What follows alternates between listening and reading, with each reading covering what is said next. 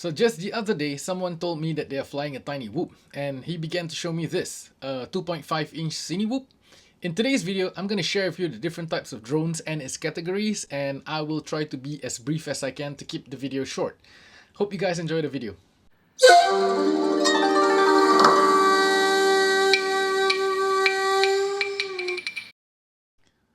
So drones are categorized mainly as unmanned aerial vehicles, and these comes in all shapes and sizes. And in today's video, we're going to start with the smallest right down to the biggest one that we can actually get. And in specific, we're going to especially talk about FPV drones. And that will be the type of drones that you will be flying with FPV goggles that allows you to see what your drone is seeing. So the smallest drone out there are nano drones, and these are really tiny little drones that flies in FPV.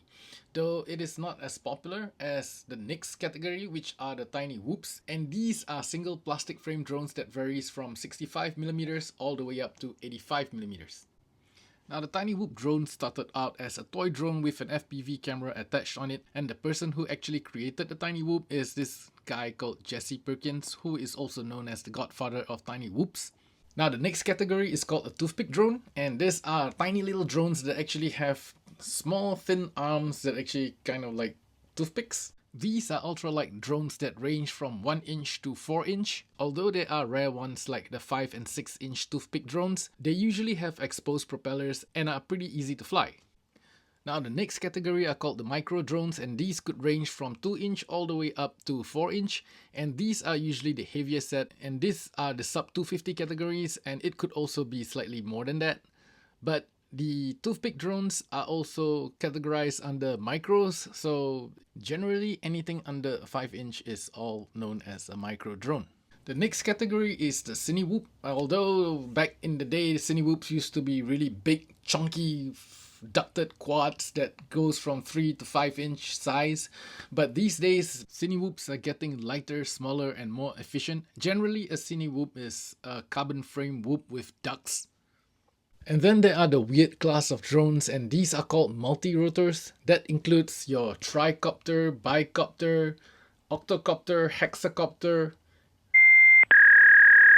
all the weird looking ones. And that brings us to the next category, which is the 5 inch quad. These are the more popular ones, and it could be 5 inch or 6 inch, perhaps 7 inch sometimes, but 5 inch are the more popular ones so far. We also have the speed drone category, and these usually look like rockets, and they are of course specially meant for speed. And the next category are the macro quads, which are the bigger ones, and this includes like the 7 inch, 8 inch, 9 inch, 10 inch, and maybe even 11 to 12.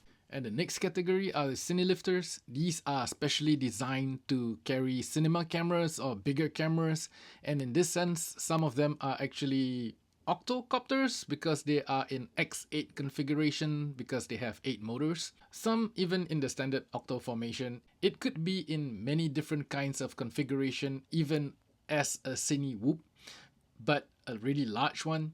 And then we have my favorite class of drones, which are the X-class drones, and these are the really big giant drones that are 13 inch and above. And finally we come to the fixed wing and VTOL. VTOL meaning vertical takeoff landing, where the fixed wing aircraft could actually take off and land vertically. This category of drones can come in various sizes and up to a size of a mini airplane. Next we look at the classification of drones. Generally we are looking at freestyle and racing. For freestyle drones, usually it is this type where it carries an HD camera and the batteries are usually mounted on top, as compared to a racing drone where it doesn't carry an HD camera and the batteries are usually mounted below. Of course, the main difference between the racing drone and the freestyle drone is the weight. The racing drone is usually the lighter ones compared to the freestyle ones.